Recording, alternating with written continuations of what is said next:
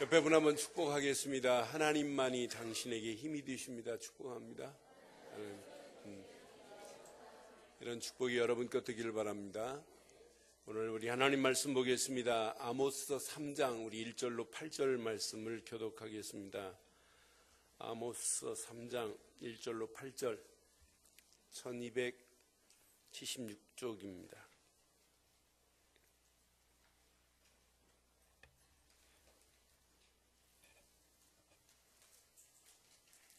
아모스 3장 1절로 8절 교독합니다. 이스라엘 자손들아, 여호와께서 너희에 대하여 이르시는 이 말씀을 들으라. 애굽 땅에서 인도하여 올리신 모든 족속에 대하여 이르기를,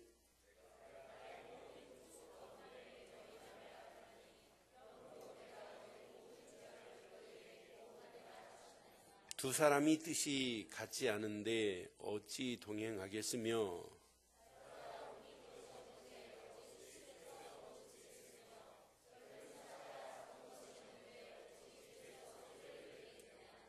덫을 땅에 놓지 않았는데 새가 어찌 거기 치이겠으며, 잡힌 것이 없는데 덫이 어찌 땅에서 튀겠느냐.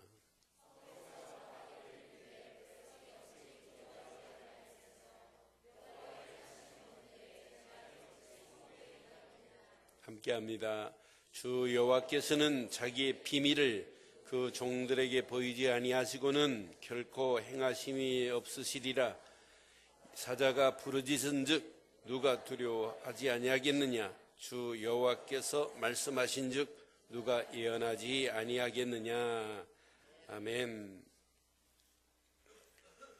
시대마다 하나님은 시대적인 그 시급한 문제를, 그 문제의 원인을, 또 대책과 해답을, 결과를 항상 말씀했어요.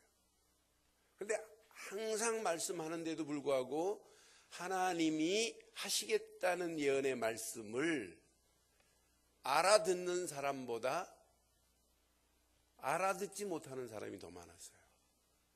어떤 면에 그 말씀을 알아듣는, 시대적인 메시지를 주시는데도 불구하고 알아듣는 사람, 똑같이 귀가 있어요. 못 들어요. 똑같이 하나님이 행하시는 걸 보고 있어요. 눈은 있는데 못 봐요. 여러분, 노아가 살던 시대에는 네피림 시대라고 그래요. 네피림 시대라는 말은 하나님이 없고 우상으로 가득한 시대, 타락으로 가득한 시대를 총칭해서 그냥 네피림 시대라고 그래도 돼요. 그런 그 시대에 못 알아들어요, 사람들이. 그래서 죄악으로 관영한 그 시대를 보고 하나님은 한탄하셨다. 내가 인간 지은 것을 한탄하시고 근심하셨다고 창세기 6장 5절로 8절 중에 말씀하는 중을 자세히 한번 보세요. 여호와께서 사람의 죄악이 세상에 가득함과 그 마음으로 생각하는 모든 계획이 항상 악할 뿐임을 보시고, 6절 시작. 땅 위에 사람 지으심을 하나님께서 한탄하셨다, 또 마음에 근심하셨다는 말은 여기밖에 없어요. 하나님이 이 땅을 창조하시고 죄악 가운데 있고 생각하는 것들이 전부 악한 것만 생각하니까 하나님께서 사람 지으신 것을 한탄하고 마음에 근심하시고, 7절 봐요. 이르시되 내가 창조한 사람을 내가 지면에서, 하나님이 창조하시고 죄악 가운데 가득한 자를 지면으로 쓸어버릴 계획을 누가 하셨어요? 그런데 몰라요, 사람들이. 사람으로부터 가축과 기는 것과 공중의 새까지 그리하리니 이는 내가 그것들을 지었음을 뭐 하셨다? 하나님이 한탄하시고 근심하시면서 내가 이 땅을 쓸어버리겠다, 이 계획을 아는 사람 별로 없어요. 그 중에 8절에 보면 그러나 이 사람밖에 못 알아들어요. 노아는 여호와께 은혜를 입었더라. 여러분, 하나님은 말씀하시는데도 못 알아듣었다? 그건 진짜 무지한 거예요. 이 시대를 보고 오늘 주신 메시지가 너무 중요해요. 소돔과 고모라를 하나님이 심판할 계획을 갖고 계시는데 그냥 하나님이 심판하시는 하나님이 아니에요. 이미 종들을 통하여 알려줬고 이렇게 할 것을 보여줬어요. 그때 아브라함에게 이미 보여줬어요. 창세기 18장 17절 18절 보면 아브라함에게 이르시되 하나님이 분명히 이렇게 말해 내가 하려는 것을 너에게 숨기겠느냐 이 말이에요. 하나님이 아브라함에게 내가 하려고 하는 것이 있는데 네가 언약 백성인데 내가 너에게 숨기겠니? 이 말이라니까요. 그럼 오늘 이 시대에 오늘 이 말씀이 얼마나 중요한지 몰라요. 이러면서 그런 가운데 하나님이 소돔과 고모라를 다 심판하려고 하는 가운데 의인 10명이 없어 소돔과 고모라가 무너지는 그런 가운데 하나님은 언약의 비밀을 아는 아브라함을 들어서 이렇게 하시겠대요. 시작. 아브라함은 오늘 읽으신 분은 이렇게 될 줄 믿어요. 시작. 아브라함은 강대한 나라가 되고 천하 만민은 그로 말미암아 복을 받게 될 것이 아니냐. 여러분들은 강대한 나라가 되고 천하 만민이 여러분 통해서 복받는 역사가 있기를 바라요. 하나님이 소돔과 고모라를 무너뜨리기 멸망시키기 전에 아브라함에게 알려주지 아니했겠느냐 이 말이에요. 근데 오늘 본문에 보니까 아모스 선지자 시대도 마찬가지예요. 오늘 본문 7절에 보면 분명히 주 여호와께서 자기의 비밀을 그 종 선지자들에게 보이지 아니하시고는 결코 행하심이 없으시리라 이랬어요. 그럼 오늘날 이 시대 보세요. 노아 시대가 왔다가 뺨 맞고 가는 시대예요. 타락이 어디까지 갈지 몰라요. 지금 하나님이 없다고 하는 사람이 더 판을 치고 하나님도 아닌 알라가 하나님처럼 섬기고 있는 모슬렘이 전 세계를 확산시키는 중에 있어요. 여기다가 천주교가 가증스럽게 기독교인 것처럼 하고 천주교와 기독교가 지금 하나 돼가지고 모든 직제를 하나로 하자고 외치는 이런 가운데 있어요. 색깔이 없는 신앙이 얼마나 많은지 몰라요. 하나님이 이런 시대를 그냥 두시겠어요? 언제 어느 때인지 몰라도 하나님의 심판의 칼은 분명히 있어요. 그 하나님의 시대의 심판의 칼 앞에 오늘 누가 자유로울 수 있어요? 아무도 자유로울 수 없어요. 그런데 오늘 아모스에게 그 시대의 심판의 칼을 내놓고 내가 너에게 알려주지 않고 내가 심판하지는 않는다. 그러니 네가 이걸 깨닫고 백성들에게 알려라고 하는 메시지예요. 그럼 오늘 이 말씀 앞에 하나님의 비밀을 바로 알고 하나님의 비밀을 외치는 자가 된다면 은혜요 축복 중에 축복입니다. 하나님의 비밀을 바로 알고 이 비밀을 말하는 가정이다. 하나님이 어떻게 가정을 축복하시겠어요? 하나님의 비밀을 바로 알고 이 비밀을 아모스처럼 외치는 사업이 된다, 직장이 된다면 그 직장을 하나님이 책임 안 지시겠어요? 하나님의 비밀을 알고 이 비밀을 말하는 우리 늘 좋은 교회가 된다면 하나님이 이 지역에 죽어가는 영혼들을 살리는데 어느 교회다 하나님 붙이시겠어요? 저는 확신해요. 그래서 오늘 이 말씀 제목을 이렇게 삼았습니다. 함께 하겠습니다. 하나님의 비밀에 영안이 열린 성도 되기를 주의 이름으로 축원합니다. 하나님의 비밀에 영적인 눈이 열려져야 돼요. 영안이 열려서 하나님이 원하시는 게 바로 저거구나. 이걸 깨닫고 외치는 자들 돼야 되잖아요. 사람은 많아요. 그런데 노아 시대에 이 비밀을 말하는데 많은 사람들이 시집가고 장가가고 먹고 마시는 일만 열중하지 방주를 지어놓고 방주 안에 들어가기만 하면 산다는데 노아의 8 식구 말고는 안 들어오잖아요. 소돔과 고모라가 멸망할 때도 의인 10명이 없어 결국은 멸망할 수밖에 없는 상황을 여러분 잘 보세요. 이 시대도 마찬가지예요. 여러분 가면 갈수록 신앙생활하기에 여러분 자유로울 수 없어요. 삶 자체가 여러분 갈수록 힘들잖아요. 얼마나 힘드세요. 그런 중에 이렇게 신앙의 정조를 지키시고 지조를 지키시고 정조를 지키시려고 몸부림치시는 여러분을 하나님이 모르시겠어요? 오늘 이스라엘 백성들을 통해서 우리가 몇 가지 한번 확인해 보세요. 오늘 이스라엘을 하나님이 축복하신 거예요. 이스라엘을 선택했습니다. 오늘 본문에 보니까 분명히 2절에 보니까 분명히 이렇게 말씀하지요. 내가 땅의 모든 족속 가운데 너희만을 알았나니. 이 말은 뭐예요? 하나님이 많은 족속이 있지만 모든 족속 중에 내가 너희를 선택한 거 아니니? 선민으로 이스라엘 백성들을 하나님이 선택하셨습니다. 택함 받은 이스라엘 맞아요. 선택받은 이스라엘인데도 불구하고 왜 심판을 받아야 돼요? 그런데 봐요. 그러므로 내가 너희 모든 죄악을 너희에게 뭐 할 것이라고요? 왜 이스라엘이 보응을 받아야 되는지를 여러분 잘 확인해 봐요. 분명히 하나님께서 이스라엘 백성을 최고의 축복된 자리로 선택했어요. 거룩한 백성으로, 하나님의 소유로, 모든 민족의 제사장적 축복으로 하나님이 축복했어요. 애굽에서 이스라엘 백성들을 건져낼 때 하신 말씀을 보면 출애굽기 19장 5절 6절에 분명히 말씀해요. 세계가 다 내게 속하였나니 너희가 내 말을 잘 듣고 내 언약을 지키면, 뭐하면? 하나님의 언약을 지키면 이 말이에요. 오늘 우리말로 바꾼다면 하나님의 언약의 주인공 되신 예수 그리스도를 믿으면이라고 하면 딱 맞아요. 언약을 지키면 너희는 모든 민족 중에서 누구의 소유가 되고 하나님의 소유가 되겠고, 또 6절 너희가 내게 대하여 뭐가 되고 제사장 나라가 되며 거룩한 백성이 되리라. 너는 이 말을 이스라엘 자손에게 뭐하라? 전하라 그랬습니다.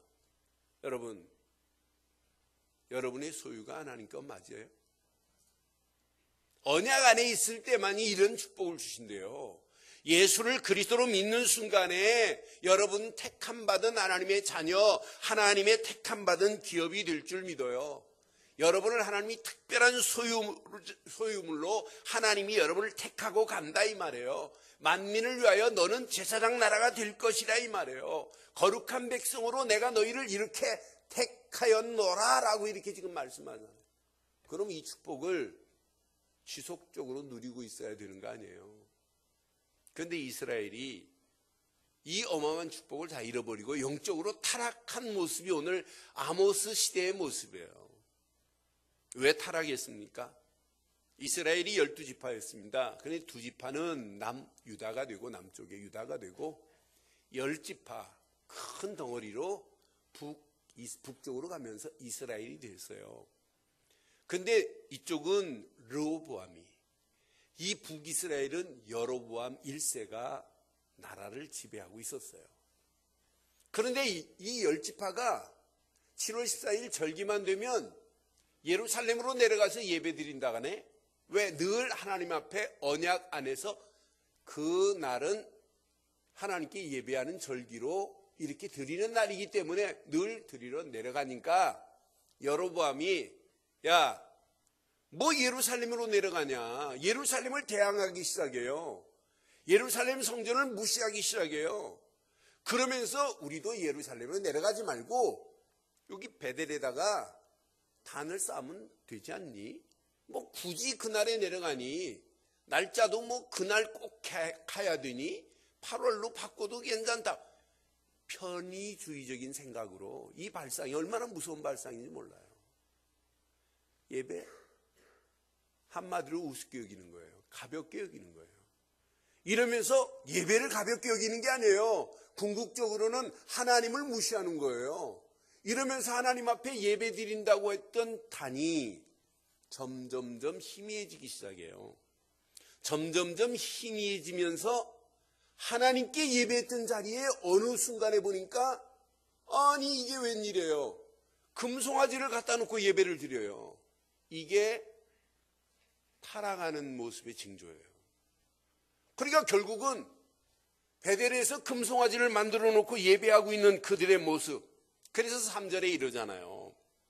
두 사람이 뜻이 같지 않은데 어찌 동행하겠노 그러잖아요. 뜻이 같지 않은데 어떻게 같이 갈 수 있냐 이 말이에요. 한쪽은 언약이고 한쪽은 언약 아닌데 어떻게 갈 수 있냐 이 말이에요. 한쪽은 하나님인데 한쪽은 금송아지인데 내가 너하고 어떻게 가겠니?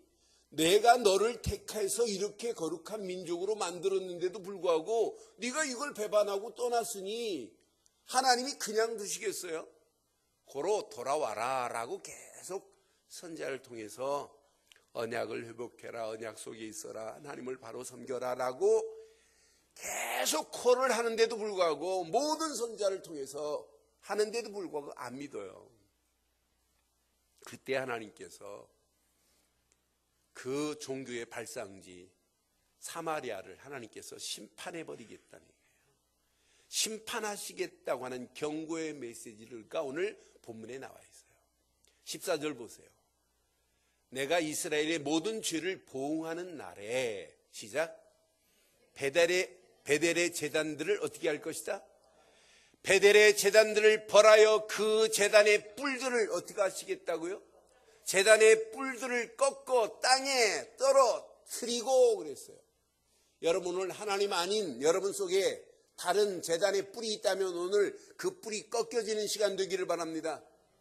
여러분 스스로 저는 이거 깨닫고 내가 복음 아닌 모든 것이 있다면 오늘 다 버려야 돼요. 분명히 보여요. 이것 때문에 이제 이스라엘은 망하는 길로 가거든요.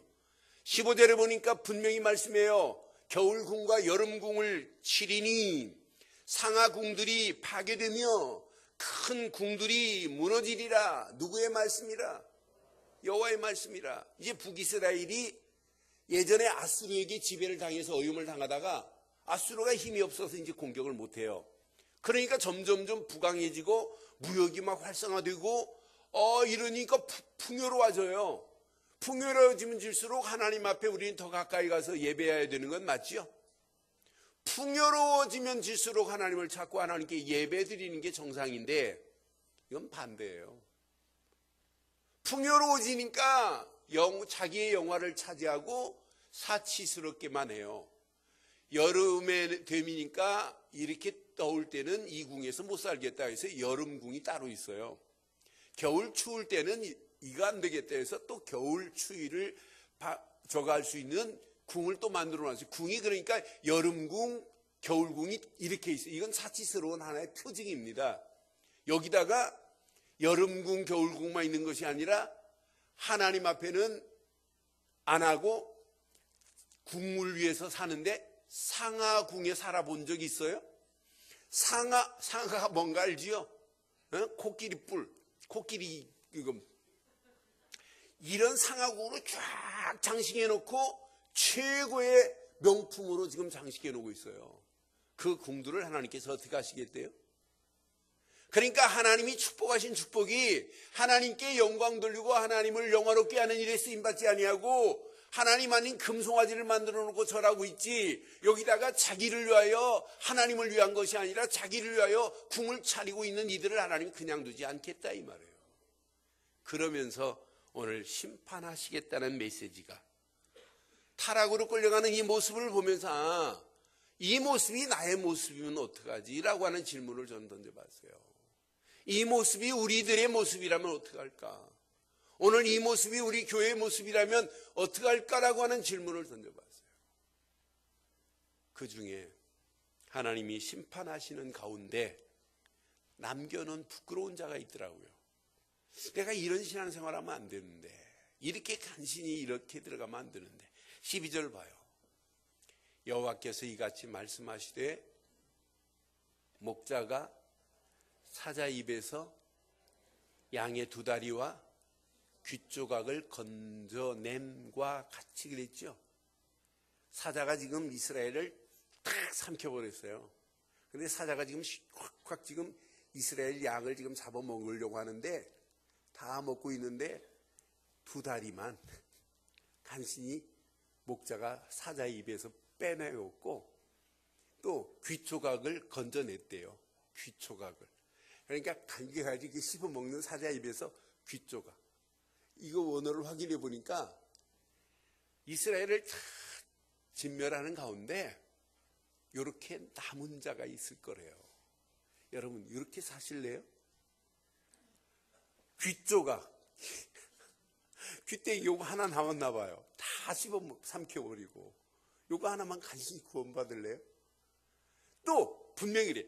사마리아에서 침상 모서리에나 걸상의 방석에 앉은 이스라엘 자손도 뭐 할 거래요? 여러분 침상 모퉁이에 간신히 붙어 앉아 계실래요? 이렇게 신앙생활 하지 않기를 바라요. 침상 가운데 있기를 주의 이름으로 축원합니다. 여러분 분명히 하나님께서 이스라엘 백성들을 다 진멸을 하지 않겠다. 내가 너희를 진멸하되 그 중에 남겨놓은 자는 내가 있다 라고 하는 메시지예요. 사랑하는 성도 여러분, 우리는 부끄럽게 신앙생활 하지 않는 시간 되기를 바라요. 저는 오늘 이 말씀 묵상하는 중에 내게 적용해 봤어요. 하나님, 영적 무지함은 커트라인이 어디까지 내려갈지 몰라요. 근데 반대로 영적인 축복과 풍요로움은 풍요로워질수록 저는 영적인 비밀을 22년 동안 내가 계속 보고만 해서 이게 누리고다 보니까 성경을 읽기만 해도 하나님의 풍성한 은혜가 보여요. 하나님이 원하는 게 바로 이거구나. 그런 그리스도의 안경을 쓰고 신문을 보고 세상을 보면 세상이 보여요. 하나님이 원하는 게 이거구나. 내가 영적인 더 풍성함 속에 누리면 누릴수록 내 심령은 더 살찌는 것 같아요. 근데 영적으로 여러분 마이너스 돼 보세요. 영적인 무지함은 또 반대로 계속 무지함으로 나를 끌려 들어가는 늪으로 빠지는 듯한 것이 느껴진다면 오늘 그 자리에서 멈추시고 오늘 회복되어지는 시간 되기를 바랍니다. 영적 무지함은 영적인 타락의 길로 가고 있다고 하는 확실한 증거입니다. 영적 무지함 속에서 타락의 길로 가면 갈수록 뭐가 없냐? 감각이 없어요. 영적 무감각으로 끌려가요. 영적 무감각으로 끌려가는 정도가 아니에요. 영적 무감각 속에 있다 보니까 영적 무기력증에 빠져갖고 힘을 못 써요. 영적 무기력증에 빠져 있는데 하나님의 능력이 어떻게 체험돼요? 영적 무능력으로 나도 모르는 사이에 끌려가는 거지요. 나중에는 어떻게 되냐? 영적으로 마비가 되어버립니다. 여러분 제가 가끔 그런 얘기했어요. 개구리가 겨울 개구리는 동면을 좋아해요. 잠자고 있어요. 그 개구리를 큰 그릇에 담아가지고 찬물에 넣어봐요. 그럼 뭐 놀아요. 그 밑에다 불을 좀 살살 떼줘봐요. 그럼 물이 살살 뜨거워지면 개구리가 막 좋아해요. 이제 동면에서 깨어나가지고 알 날려고 그래요. 근데 물이 점점 뜨거워지는데 신기하게 미꾸라지는 물에 뜨거워지면 팍 튀어나오는데 개구리는 물이 뜨거워지는데도 못 나와요. 개구리 피부가 그렇게 얄팍한데도 불구하고 감각이 없어요. 신기하죠. 그러니까 개구리가 물이 뜨거워지는 것에 감각을 못 느끼니까 그냥 개구리는 집어넣고 물 확 끓여버리면은 한 마리도 안 튀어나오고 그대로 쪽쪽 뻗어요. 그 원리를 잘 보세요. 우리의 영적 상태도 마찬가지예요. 영적 무지함으로 내가 끌려가는 타락의 길로 가는데도 몰라요. 이때부터 영적 무기력증에 빠지면서 나중에는 감각을 잃어버려요. 나중에는 영적 마비가 되어버린다니까요. 눈은 있어도 보지 못하고 귀는 있어도 하나님의 말씀을 그렇게 선지자들이 외치는데도 불구하고 하나님의 말씀을 듣지 못하게 되어 있어요. 원리가. 오늘 저와 여러분들이 이 말씀 앞에 적용을 해보세요. 여러분 영적인 무지한 자리에 있다면 지금 벗어나시기를 바랍니다.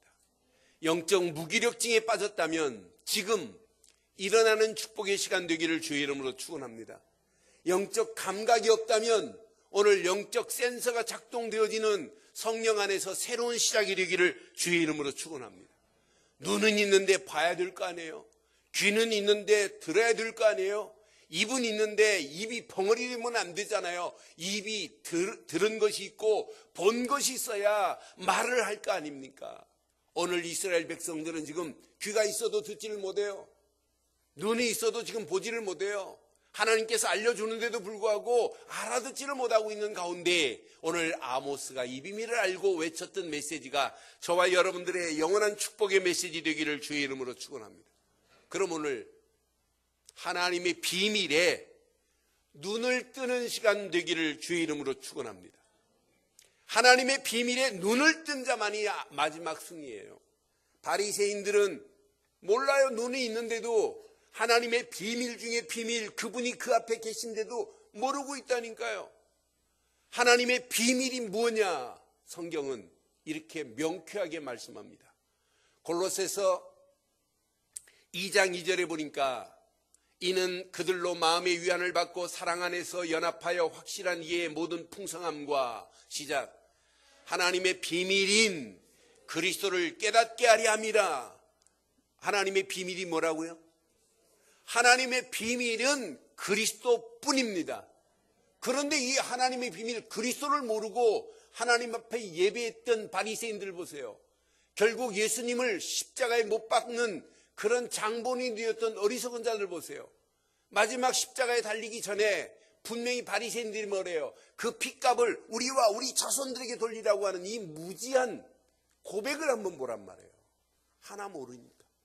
비밀이 뭔지를 모르니까. 하나님의 비밀은 그리스도뿐입니다. 인터넷 보니까 호주에서 42살 먹은 분이 담배를 끊었어요. 담배를 끊고 집안에서 맨날 텔레비만 보고 있으니까 아내가 쫓아냈어요. 제발 밖에 나가서 좀 운동 좀 하라고. 근데 운동하러 나갔는데 이분이 탄광에서 근무했던 적이 있는 분이에요. 아니 돌덩어리 하나가 이렇게 있는데 뭐 구리 같은 돌멩이가 있어요.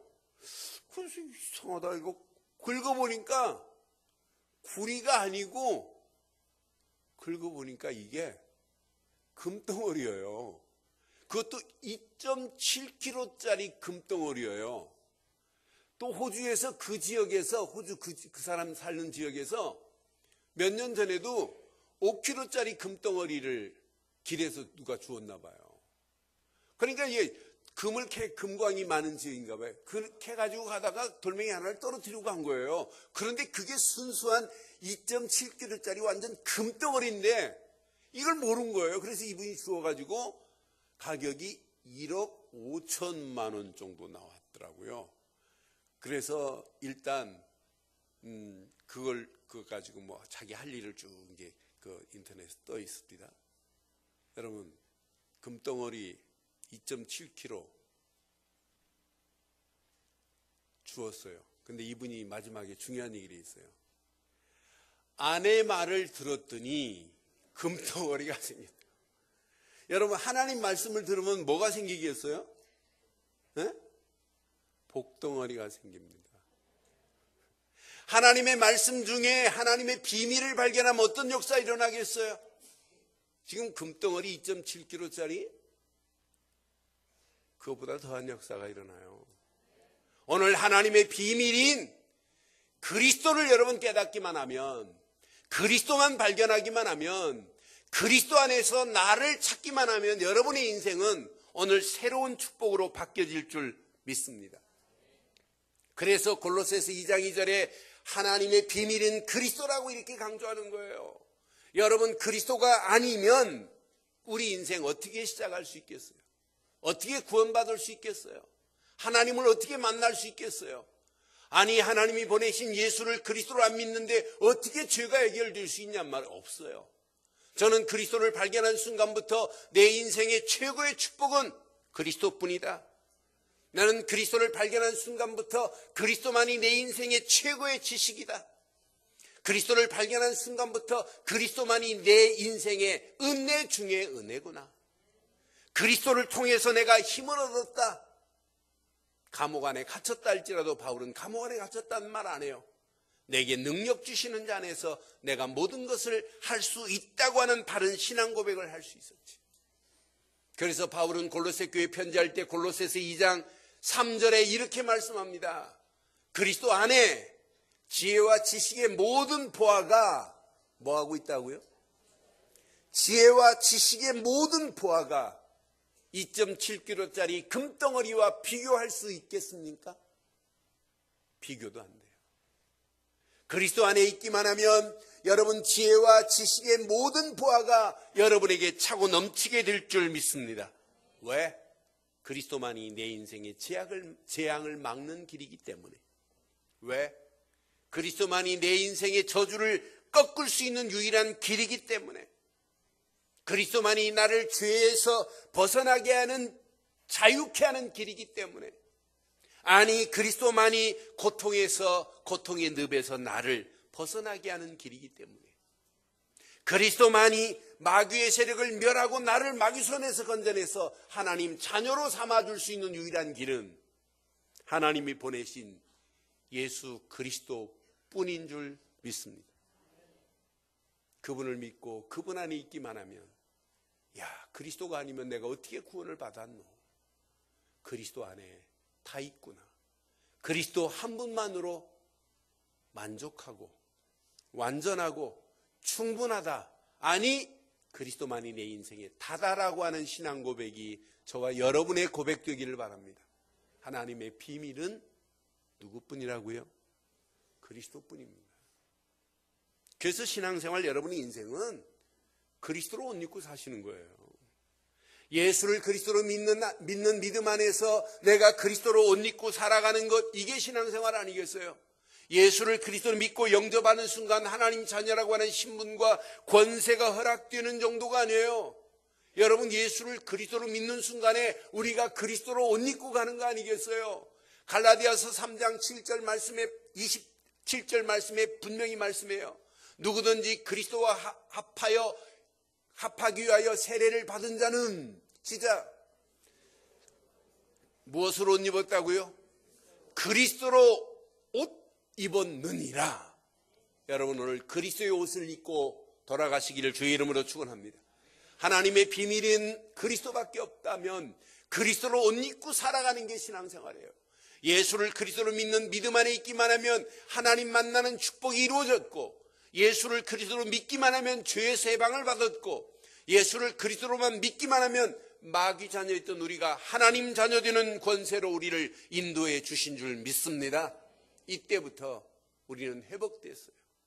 이스라엘 백성을 애굽에서 건져냈을 때 출애굽기 19장 분명히 5절 6절에 주신 메시지가 내게 임하게 돼요. 세계가 다 내게 속하였나니 너희가 내 말을 잘 듣고 내 언약을 지키면 너희는 모든 민족 중에 여러분들은 지금부터 예수를 그리스도로 믿는 믿음 안에서 하나님의 소유물이 된 줄 믿습니다. 하나님이 나를 소유하고 계시대. 그럼 하나님이 나를 소유하셔서 나를 잡아먹으려시는 분이에요? 그런 분이 아니란 말이에요. 나를 지금까지도 구원의 자리에 세우시고 나를 인도하시는 분이지.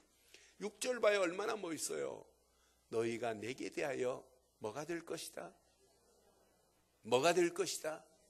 제사장 나라가 되며 거룩한 백성이 되리라. 너는 이 말을 이스라엘 자손에게 뭐하라? 여러분, 이 축복이 저와 여러분 것 되기를 주의 이름으로 축원합니다. 저는 이 하나님의 비밀 그리스도를 알면 알수록 성경을 읽을 때 은혜가 되는 정도가 아니에요. 아, 이 안에 모든 것이 다 들어있구나. 그리스도를 알면 알수록 하나님의 비밀인 그리스도를 깨달을수록 예배만큼 축복이었구나. 예배를 통하여 여러분들은 오늘 그리스도의 비밀을 마음껏 누리기를 주의 이름으로 축원합니다. 예배를 내 편의주의로 드리면 안 돼요. 내가 편리한 대로 예배를 찾아서 드리면 안 돼요. 진짜 하나님 살아계신다면 오늘 분명히 보세요. 베델에다 단을 쌓아놓고 예배드리다 점점 예배가 희미해지면서 나중에는 금송아지를 갖다 놓고 예배드리는데도 몰라요. 이 정도로 마음에 영적인 타락의 길로 가는데도 그 무지함으로, 무기력으로, 무능력으로 발견을 못하는 거예요. 늘 예배는 오늘 예루살렘 성전에서 언약 중심의 예배가 저와 여러분들의 평생의 예배 되기를 바랍니다. 그래서 우리 늘 좋은 게는 100% 어디에 승리해야 되냐? 예배 중심으로 승리하기를 바랍니다. 그래서 저는 강단에 하나님의 모든 말씀 중에 복음 중심의 말씀을 전달해 줘야 되는구나. 왜? 복음 중심의 말씀이 아니면 내가 죽어요. 일단 복음 중심의 메시지를 선포할 때마다 내가 힘이 나고 내가 살아갈 이유가 있고 이 시대가 보이고 어떻게 하면 성도들을 제대로 좀 복음 안에서 바르게 뿌리를 내리게 도와드릴까라고 하는 것 말고는 없어요. 모든 예배는 복음 중심의 말씀이야만이 시대를 분별하고 시대 살리게 될 줄 믿습니다. 복음 중심의 말씀 안에서 하나님이 원하시는 기도 제목만 찾아내봐요. 여러분 예배 오래 드린다고 여러분 예배가 아니에요. 단 3, 40분의 말씀이라 할지라도 그 말씀 속에서 뭘 잡아내야 되냐면 하나님이 원하시는 기도 제목만 찾아내봐요.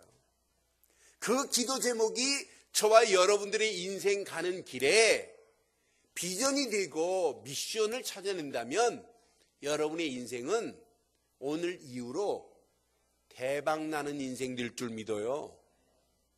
대박나는 인생 될 줄 확신합니다. 금덩어리 지금 하나 주운 게 지금 문제가 아니란 말이에요. 그렇잖아요. 그 2.7kg짜리 하나 주워가지고 인터넷에 막 떠 있던데 그것보다 우리는 더한 것이 있잖아요. 우리 인생은.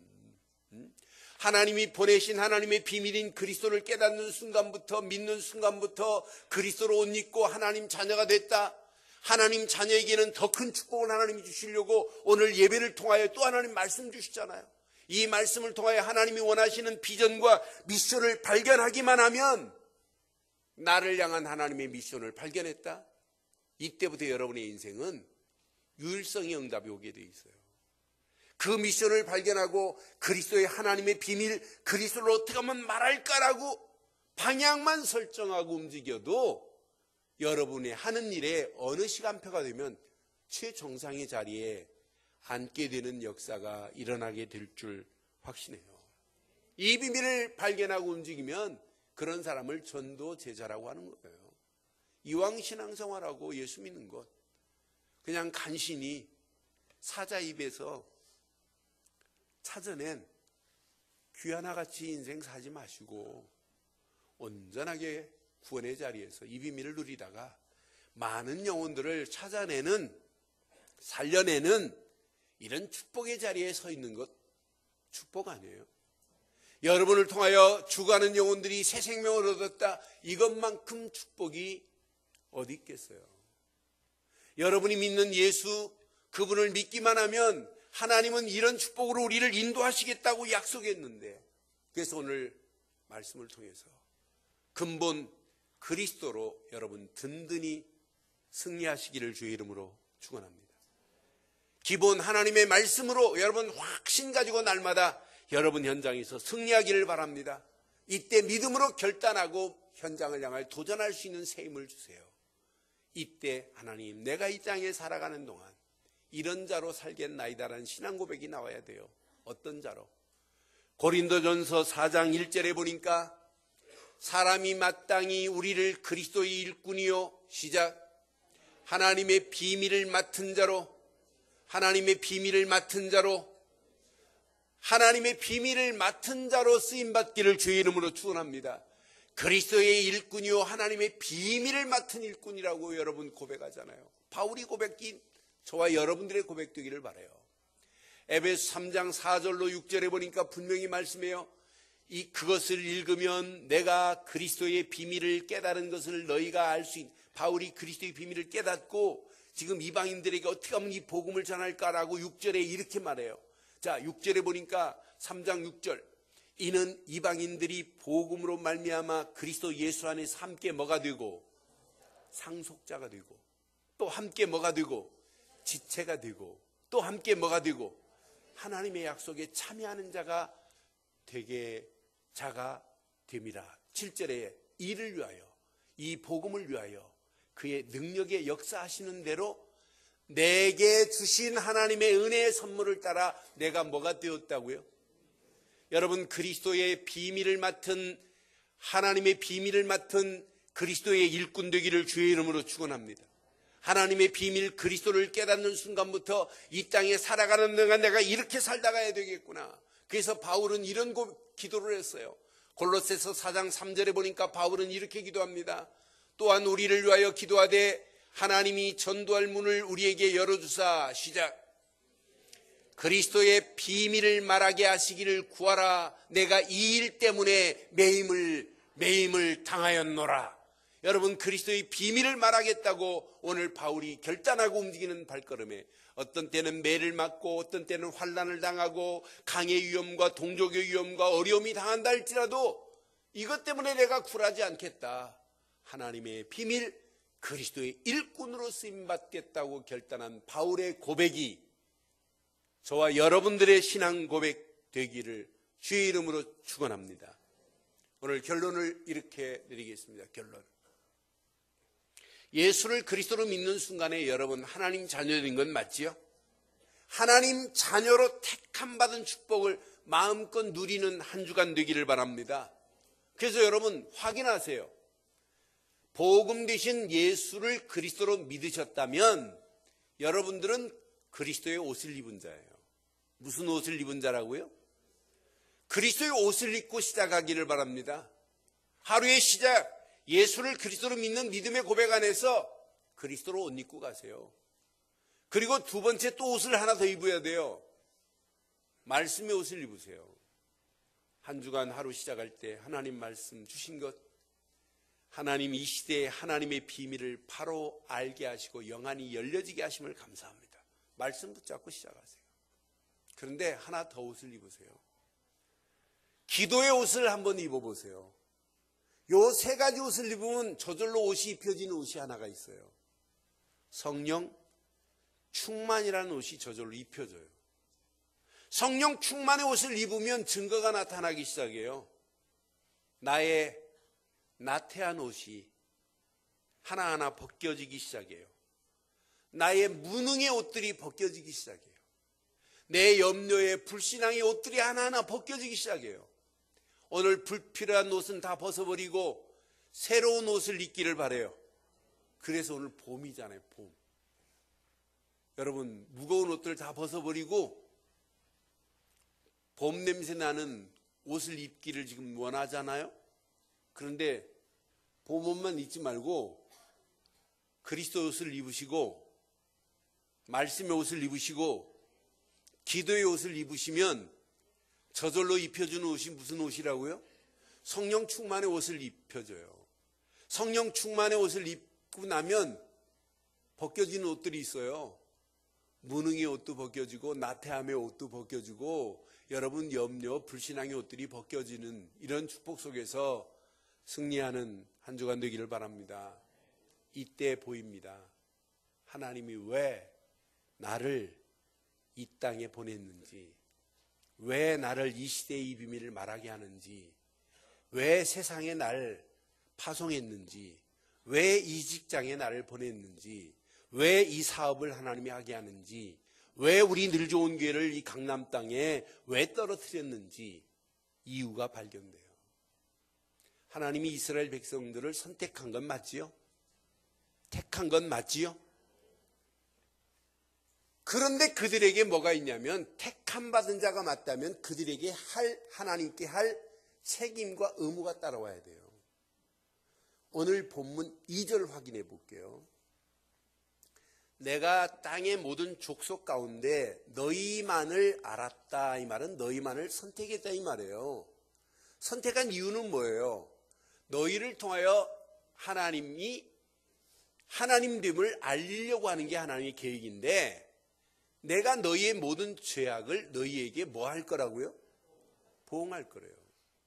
나는 이 말씀을 묵상하는 중에 하나님 반드시 이스라엘 백성들이 하나님께 선택받은 자가 맞다면 이것만 누리고 있으면 안 되고 바르게 누려야 돼요. 하나님을 영화롭게 하게 누려야 되고 하나님이 원하신 비밀을 말아야 되는 게 책임과 의무 맞지요. 북이스라엘이 어디로 내려와야 돼요? 예루살렘으로 내려와서 하나님 앞에 예배해야 돼요. 여러분 진짜 오늘 이 말씀 잘 깨달으면 교회를 내가 지금까지 섬긴 건 이렇게 섬겨서는 안 되겠구나는 금방 답이 나와야 돼요. 교회에 대한 책임과 의무는 누가 있어야 돼요? 누가 져야 돼요? 내가 져야 되는 건 맞지요? 이건 김환식 목사 교회 아니에요. 이건 하나님이 세운 교회 맞지요? 하나님이 늘 좋은 교회를 통하여 하나님이 계획한 이방인들에게 이 복음을 전하려고 하는 것이 하나님의 계획 맞지요? 그렇다면 여기에 따른 책임과 의무도 저와 여러분들이 오늘 성령 충만의 힘을 얻어서 감당해야 될 줄 믿습니다.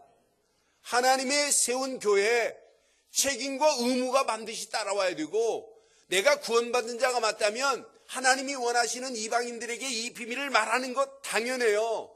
전도하라, 선교하라 말 안 해도 하나님, 이 비밀을 모르는 저 영혼들에게 내 입술을 열어서 예수를 그리스도로 전하겠나이다, 예수를 그리스도로 말하는 일에 내가 선교에 쓰임받겠습니다라고 하는 결단이 저와 여러분 것 되기를 주의 이름으로 축원합니다. 그게 신앙생활이에요. 여러분 보세요.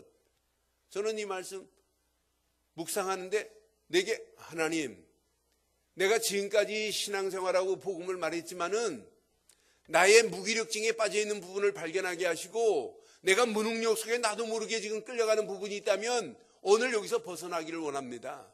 내가 지금까지 하나님 앞에 복음을 위하여 하나님의 교회를 위하여 일한다고 한 것 보니까 아무것도 없어요. 흉내 낸 것밖에 없어요. 아니다 이건. 진짜 이 말씀 앞에 우리 늘 좋은 게 오늘 이 말씀으로 하나가 되어서 하나님께 영광 돌리겠다고 하나 언약 안에서 하나 되기만 한다면 하나님은 계속해서 응답하시고 축복하실 줄 믿습니다.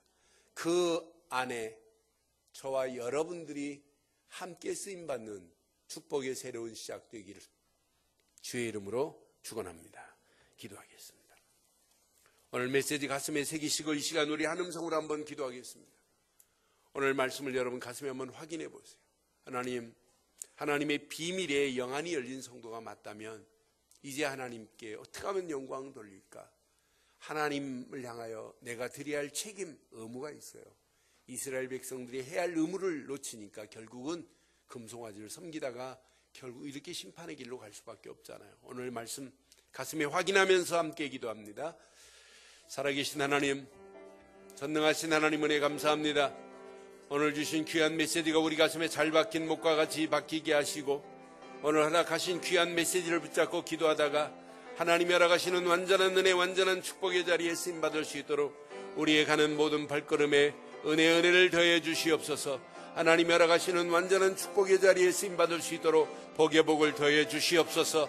하나님의 비밀의 영안이 열려 예수를 그리스도로 믿는 믿음 안에 있게 하신 것도 감사한데 그 안에 하나님의 계획을 붙잡고 하나님의 소원을 향하여 기쁨과 즐거움으로 달려갈 수 있도록 하나님 나를 인도하시니 감사합니다. 주신 귀한 메시지가 하나님 한 주간 그대로 응답되어져 하나님의 소원을 이루기에 부족함이 없는 최고의 메시지로 나를 인도해 주옵소서. 응답하실 주님 찬양합니다. 영광 받으실 주님을 찬양하옵고 우리 주 예수 그리스도의 이름으로 기도드리옵나이다.